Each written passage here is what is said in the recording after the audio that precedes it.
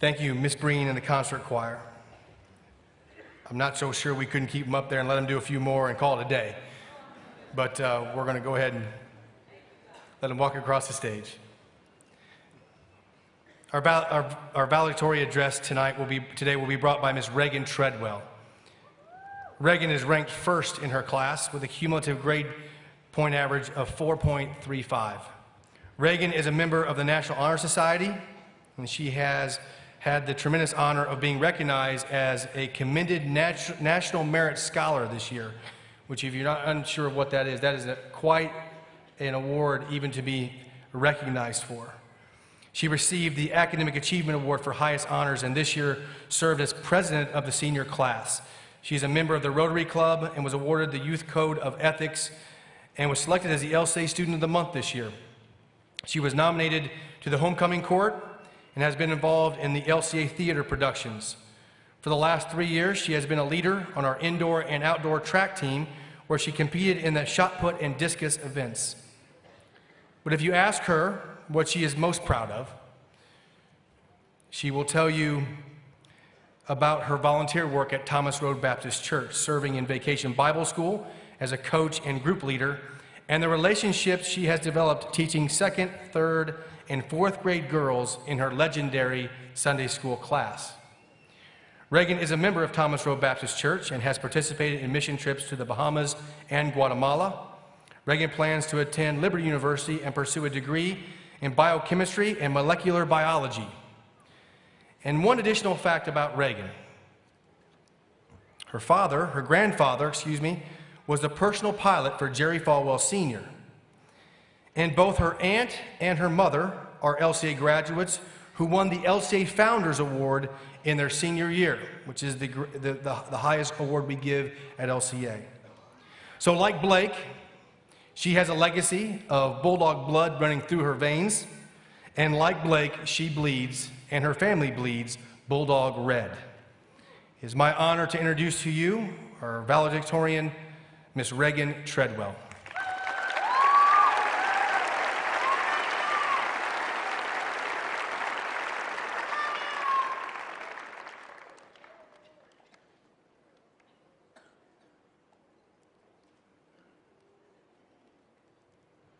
Good morning. Before I start, I would like to take a minute to thank some giants in my life. Amelia Sexton, McKenna Bonheim, and Maddie Stoltzfus, thank you for challenging, encouraging, and loving me always. And my family, I wouldn't be able to stand in front of y'all today without them. Uncle Corey, thank you for the hours that you spent tutoring me. Mom, and Pop, thank you for never accepting less than my best. Dad, thank you for reminding me to cherish my youth. And Mom, this speech should probably be yours. You never helped me with any of my projects. You didn't do them for me, but you taught me how to work, and you encouraged me, and you've loved me always, and thank you. If I speak in the tongues of men and of angels, but have not love, I'm only a resounding gong or a clanging cymbal. If I have the gift of prophecy and can fathom all mysteries and knowledge, and if I have a faith that can move mountains, but have not love, I am nothing. We live in a fallen world, a world where terrorist attacks are commonplace and violence is second nature.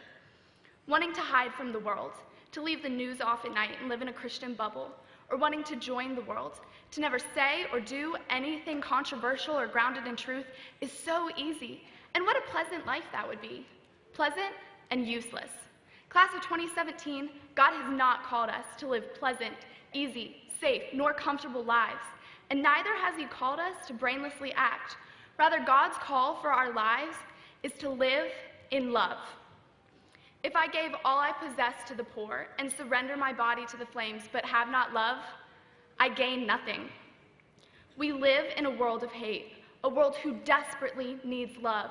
And that is why each one of you is so crucially important.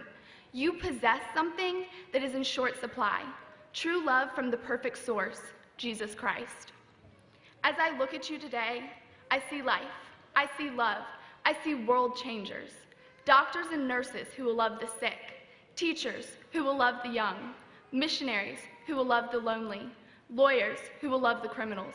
It starts today with young adults who love all of the people that God has created. Now, this love that the world so desperately needs isn't a selfish love or a love out of necessity or convenience. The love that the world needs, the love that is so easily forgotten in the chaos of life, is the selfless, unconditional love. It is a love which serves. It is gentle. It is humble. It is kind. About a month ago, my world was rattled, and I was reminded of what this love looks like in action. Doctors discovered a malignant brain tumor in the back of my grandfather's head, and they sprang into action, removing the tumor, sending him to rehab, and now he's in long-term treatment. That entire time, I watched my grandmother love. As my grandfather was in the hospital, my grandmother slept on a chair and later on a hospital bed so that she never had to leave her husband's side. Time and again, I've seen her sacrifice and bend out of love for her husband. The love that I saw in my grandmother is the love that this world needs. Class of 2017, we have the world open to us. Adventure awaits. Success is ours to take.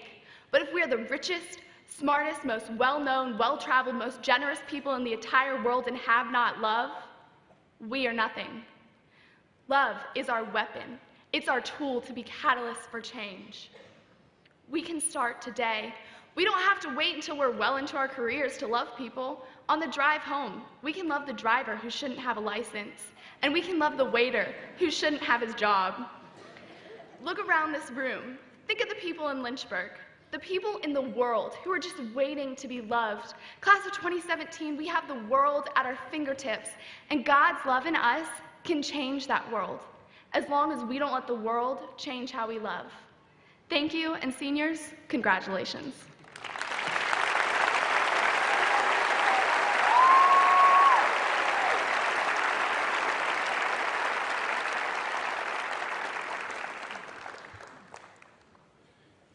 That's going to be tough to beat, Pastor Jonathan.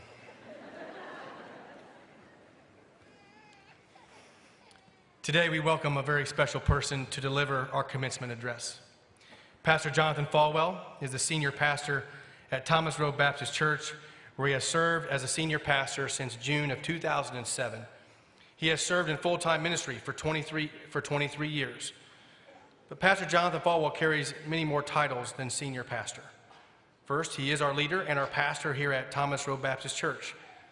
But he also carries the titles of Proud 1984 LCA Bulldog Graduate. Round of applause after that one. There we go. 1987 Liberty University graduate, 1996 Liberty Baptist Seminary graduate, 2005 Taft Law School graduate, prominent Christian author, renowned speaker, domestic and international church planner, LCA school board member, husband, counselor, visionary, prayer warrior, and a friend to so many of us. However, as I have come to know Pastor Jonathan Falwell over my years, it is my belief that the title he most greatly treasures is that of Dad. Pastor Jonathan is the father to 4 amazing children, Jonathan Jr. and Jessica, currently Liberty University students, and Natalie and Nicholas, rising LCA seniors. Having said all that, here's what I know to be true. Pastor Jonathan is one of the best fathers I have ever been around. He loves his children unconditionally, and his children respect him in a way that all parents strive for.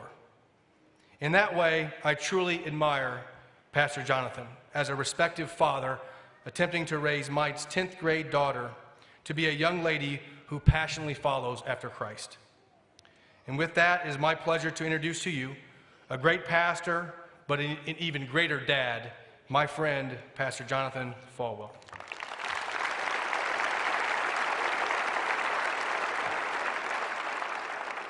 Well, the one thing that I do know is this: there's absolutely no reason, no purpose whatsoever for me to get up and to speak after hearing from Blake and from Reagan today.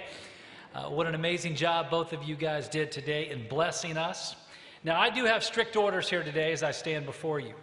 I have strict orders because one of the people that John just mentioned, my daughter Natalie, yesterday afternoon at about 3 o'clock started getting text from some of you LCA seniors. And the text that she started getting was, listen, how long is your dad going to speak tomorrow? Because we've got something to do after this graduation. And so, Tanner Kinney, where are you? Raise your hand, Tanner Kinney. All right. So I promised Tanner Kinney I would be done in 8 minutes. So Tanner, you can start your clock now. It's an amazing opportunity to stand before these seniors. It's a great privilege and a great honor. I've had the opportunity of watching a lot of these seniors grow up. I've had the opportunity of seeing them in different perspectives and different